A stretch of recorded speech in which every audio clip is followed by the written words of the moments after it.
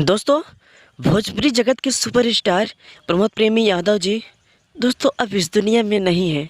दोस्तों अभी अभी खुलासा हो रहा है कि पटना हाईवे पे एक हादसे में इनकी मौत हो गई। दोस्तों ऐसा सुनने में आ रहा है।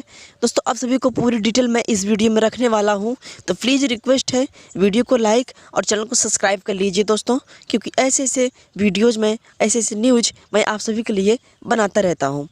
दोस्तों आप सभी को बता दूं कि बहुत ही अच्छे इंसान थे, बहुत ही नेक इंसान थे प्रमोद प्रेमी यादव जी, जो कि भोजपुरी इंडस्ट्री से थे। एक अच्छे एक्टर थे, एक अच्छे सिंगर थे, जिनके काफ़ी कितने कितने ना जाने कितने सॉन्ग्स हिट हैं, हिट मशीन जिनको बोला जाता है। दोस्तों अचानक से एक्सप्रेसवे हाईवे पे कार एक्सीडेंट हुई।